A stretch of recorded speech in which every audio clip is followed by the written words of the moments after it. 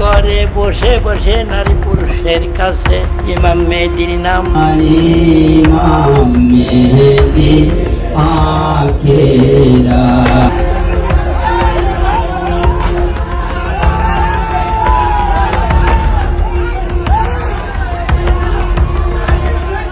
রাজবাড়ির গোয়ালন্দে ইমাম মাহদী দাবিকারী নুরুল হক ওরফে নুরাল পাগলার কবর ভেঙে তার মৃতদেহ উত্তেজিত জনতা তুলে এনে পুড়িয়ে দিয়েছে।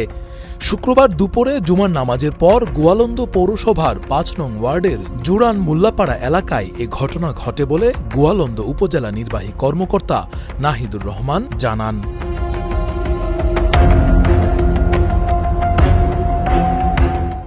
নুরা পাগলা, সে নিজেকে ইমাম মাহদী দাবি করত এবং নিজের ভক্তকুলের জন্য আলাদা কালেমা লা ইলাহা ইল্লাল্লাহ মাহদী রাসূলুল্লাহ আবিষ্কার করেছিল। সুস্থ থাকাকালে নুরুল পাগলা নিজেই ১২ ফুট উঁচু বেদি তৈরি করেন। তার নিজের কবরকে কাবার আদলে নির্মাণ করেছিল। কবরের উপর সাইনবোর্ডে লেখা ছিল ইমাম মাহদীর কবর। এমনকি সে পবিত্র আল কোরআনকে ভোজপাতা বা মূল্যহীন বলে অপমান করত। স্থানীয় সূত্রে জানা যায়, ৮০-র দশকে নিজ বাড়িতে দরবার শরীফ গড়ে তোলেন নুরাল পাগলা। তিনি নিজেকে ইমাম মাহদী দাবি করেন, নতুন কালিমা আবিষ্কার করেন এবং কুরআনকে অবমাননা করার মতো কাজ করেন বলে অভিযোগ রয়েছে। এসব কর্মকাণ্ডে বহু বছর ধরে এলাকায় বিতর্কিত হয়ে ওঠেন তিনি। ইমাম মেহেদী সোনারি বাংলায়। জানা যায়, কথিত দরবার শরীফ খুলে সাধারণ জনগণকে ঈসা নবীর উম্মত হওয়ার দীক্ষা দেওয়ার আড়ালে খ্রিস্টান বানিয়ে সামাজিক যোগাযোগ মাধ্যমে আলোচনায় এসেছিল নুরা পাগলার ছেলে মেহেদী নূর তারেজ। এরপর থেকে ঢাকায় বসে ঈসা আলাইহিসসালামের ধর্মের নামে কার্যক্রম চালাচ্ছিলেন তিনি। তার বাবার নামে দরবার শরীফ বানিয়ে মানুষকে ভক্ত অনুসারীও বানাচ্ছিলেন।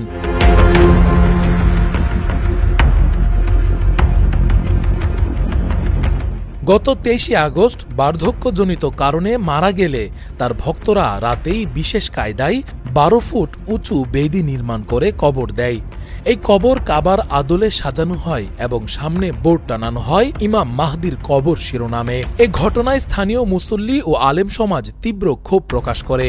উত্তেজনা প্রশমনে প্রশাসনের সাথে একাধিকবার আলোচনায় বসে।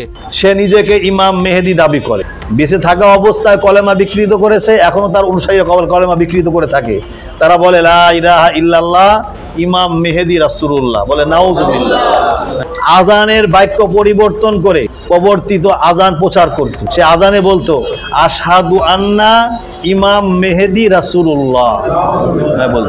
চতুর্থ নম্বর হলো মহাগ্রন্থ আল কোরআনকে সে বলতো ভোজ পাতা। সে কোরআন হাতে নিয়ে বলে কোরআন তো ভোজ পাতা, এই বলে কোরআনকে সে ছুঁড়ে নিক্ষেপ করে দিল। সে পায়ের তলে পদদলিত করলো। সে তার অনুসারীরা নামাজ পড়ে না এবং যারাও বা নামাজ পড়ে পূর্ব দিকে ফিরে নামাজ পড়ে। তার দরবারে দরুদ শরীফকে বিকৃত করে এই ইমাম মেহেদী, তথাকথিত ভণ্ড ইমাম মেহেদী, তার নামে দরুদ পড়া হতো। তার মৃত্যুর পরে তার কবরটাকে ১২ ফিট উঁচু বেদি করে সেখানে খ্রিস্ট ধর্মের নাম, সে মুসলমান কিন্তু কবরটা দেওয়া হয়েছে খ্রিস্ট ধর্মের অনুযায়ী, অর্থাৎ ১২ ফিট উঁচু করে, যেটা কুরআন সুন্নাহ বহির্ভূত। আলোচনার প্রথমে নুরুলের পরিবার ১ সপ্তাহ সময় নিলেও এ ব্যাপারে তারা তাদের সিদ্ধান্তে অনড় থাকে। ধর্মীয় অনুভূতিতে আঘাতের অভিযোগ তুলে ইমান আকিদা রক্ষা কমিটি গঠন করা হয়। পরপর কয়েকটি সংবাদ সম্মেলন, স্মারকলিপি ও প্রশাসনের সাথে বৈঠকের মাধ্যমে কবর সমতল করার দাবি জানানো হয়। জেলা প্রশাসকের কাছে লিখিত দাবিও পেশ করা হয়। তবে প্রশাসনের পক্ষ থেকে কার্যকর কোনো পদক্ষেপ না আসায় ক্ষোভ আরও বাড়তে থাকে। গতকাল শুক্রবার জুমার নামাজের পর পূর্ব ঘোষিত কর্মসূচি অনুযায়ী বিক্ষোভ সমাবেশ অনুষ্ঠিত হয় গোয়ালন্দ আনসার ক্লাব মাঠে। সমাবেশে ইমাম কমিটি, জামায়াতে ইসলামীর নেতারা, স্থানীয় বিএনপি নেতৃবৃন্দ সহ বিভিন্ন ইসলামী দলের প্রতিনিধিরা বক্তব্য দেন। বক্তারা বলেন, কাবার অনুকরণে কবর নির্মাণ ইসলাম বিরোধী, তাই প্রশাসনকে দ্রুত ব্যবস্থা নিতে হবে। সমাবেশ শেষে বিক্ষোভকারীরা দরবারের দিকে অগ্রসর হতে চাইলে আইন শৃঙ্খলা রক্ষাকারী বাহিনী বাধা দেয়। এ সময় সংঘর্ষ বাধে। বিক্ষুব্ধ জনতা লাঠিসোঁটা, শাবল ও হাতুড়ি নিয়ে দরবারে প্রবেশ করে ভবন ভাঙচুর ও অগ্নিসংযোগ করে। এক পর্যায়ে তারা নুরাল পাগলার কবর খুঁড়ে লাশ উত্তোলন করে পদ্মার মোড়ে নিয়ে আগুনে পুড়িয়ে দেয়। এই ঘটনায় তাৎক্ষণিক সামাজিক যোগাযোগ মাধ্যমে আলোচনা সমালোচনার তৈরি হয়। এ বিষয়ে হেফাজতে ইসলাম বাংলাদেশের যুগ্ম মহাসচিব দেশের প্রখ্যাত আলেম শাইখ হারুন ইজহারের সাথে কথা বলে ফেস দ্য পিপল তিনি বলেন, নুরাল পাগলা কেন্দ্রিক যে শিরকের চেতনার যে চর্চা হচ্ছিল, আমরা এটার ঘোর বিরোধিতা করি এবং সাধারণ জনতার এটার বিরোধিতা করার অধিকার আছে, এটা প্রতিবাদ করার অধিকার আছে, এই শিরককে প্রতিবাদের অধিকার আছে। তবে সেটাতে যে জোর খাটানো হয়েছে, যে ত্রাস সৃষ্টি করা হয়েছে, যে অধিকার লঙ্ঘন করে, আমরা আবার সেটার বিরুদ্ধে করি। আমরা আবার এটা বক্তব্য, শিরকের সাথে কোনো কম্প্রোমাইজ থাকবে না। যেমন একটা দেশ বলতে দেশের ব্যাপারে যেমন কথা আসে, একটা দেশের নিজস্ব একটা স্বাধীনতার কথা আসে, দেশের একটা মানবিক অধিকারের কথা আসে, মূল্যবোধের ক্ষেত্রে গিয়ে গণতন্ত্রের কথা আসে, জাতীয়তাবাদী পার্সপেক্টিভ থেকে। ইসলামের পার্সপেক্টিভ, ইসলামের নিজস্ব কিছু মূল্যবোধ আছে, সেটা হলো ইসলামের সমাজ অবশ্যই সেটি মুক্ত থাকতে হবে। তো শিরকের বিরুদ্ধাচরণ করা এবং শিরকের বিরুদ্ধে প্রতিবাদ প্রতিরোধ, এটা একজন মুসলমানের স্বাভাবিক ধর্মীয় জীবনযাপন অংশের মধ্যে পড়ে। এটা প্রতিরোধ করার, এটা বিরোধিতা করার অধিকার আছে, কিন্তু সেটা অবশ্যই সেটা মানবিক পন্থে হতে হবে এবং সেটা ইসলামী রীতিমতো হতে হবে। মানুষের লাশ পুড়িয়ে দেওয়া, এমনকি কোনো কাফের এবং মুসলিমের লাশকে পুড়িয়ে ফেলা, এটা কিন্তু ইসলাম কখনো সমর্থন করে না এটাকে। আর মাজার যেহেতু বাংলাদেশে এটা বেদাত এবং শিরকের এটা একটা প্রতীক, তবু যেহেতু এটা সামাজিক যেহেতু একটা অবস্থান এখানে আছে, সে এই অন্যায়টাকে প্রতিরোধ করার ক্ষেত্রে আমাদেরকে প্রজ্ঞা এবং দাওয়াতের ভাষায় আমাদেরকে করতে হবে। আমরা যদি মাজারগুলোতে যদি অ্যাটাক শুরু করি, আক্রমণ শুরু করি, এটার দ্বারা মানুষের হেদায়েত পথরুদ্ধ হয়ে যাবে। যেহেতু মানুষের মধ্যে অনেকের মধ্যে মাজার কেন্দ্রিক একটা চেতনা যেহেতু আছে, সেটা অবশ্যই ভুল। এটাকে দাওয়াতের ভাষায় এবং প্রতিবাদের ভাষায় এটাকে ওইভাবে এটাকে ফাংশন করতে হবে। সবশেষে তিনি বলেন, নুরাল পাগলার শিরকের চেতনার যে চর্চা হচ্ছিল, আমরা এটার ঘোর বিরোধিতা করি। সাধারণ জনতার এ ব্যাপারে প্রতিবাদ করার অধিকার আছে, তবে এই প্রতিবাদে যে ত্রাস সৃষ্টি করা হয়েছে, আমরা এটার বিরোধিতা করি।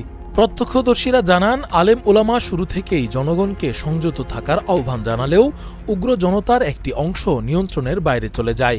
পুলিশ ও প্রশাসনের গাড়ি ভাঙচুর করা হয়, বেশ কয়েকজন আহত হয়েছেন বলে জানা গেছে। এ ঘটনায় গোয়ালন্দঘাট থানার ভারপ্রাপ্ত কর্মকর্তা ওসি রাকিবুল ইসলাম জানান, থানার উপপরিদর্শক সেলিম বাদী হয়ে আজ ভোরে ৩৫০০ অজ্ঞাত ব্যক্তির বিরুদ্ধে মামলা করে। মামলায় পুলিশের উপর হামলা, সরকারি দায়িত্ব পালনে বাধা, সরকারি সম্পত্তি ভাঙচুর ও অগ্নিসংযোগের অভিযোগ আনা হয়েছে। এ বিষয়ে আরও জানতে ফেস দ্য পিপল কথা বলেন ইসলামী আলোচক মাওলানা আবু মোহাম্মদ রহমানের সাথে।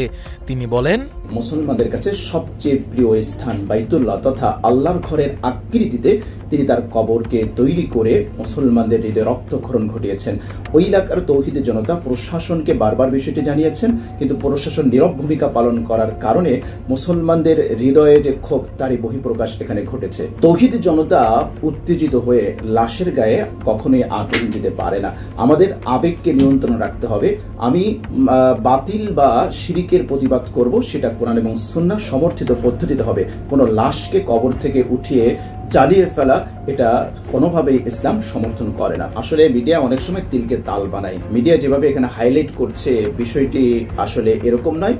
কেননা আসল বিষয়টি অনুধাবন করতে হলে আমাদেরকে পিছনে যেতে হবে, যে এর দীর্ঘদিনের যাবৎ তিনি নিজেকে ইমাম মাহদি দাবি করেছেন, ইসলামকে বিকৃত করেছেন, বাইতুল্লাহকে অবমাননা করেছেন। এই বিষয়গুলো মিডিয়া হাইলাইট না করে বরং মিডিয়া একতরফাভাবে এখানে প্রচার চালানো হচ্ছে। আমি বলবো যে এটা হলুদ সাংবাদিকতারই একটা বহিঃপ্রকাশ এখানে ঘটছে। এই ঘটনার পর স্থানীয় জনমনে বিভাজন দেখা দিয়েছে। একদিকে নুরাল পাগলার কর্মকাণ্ডে ঘৃণা ও ক্ষোভ, অন্যদিকে লাশ পুড়িয়ে ফেলার মতো কাজের প্রতি তীব্র নিন্দা। পর্যবেক্ষকরা বলছেন, এ ঘটনার মূল দায় প্রশাসনের গাফিলতির।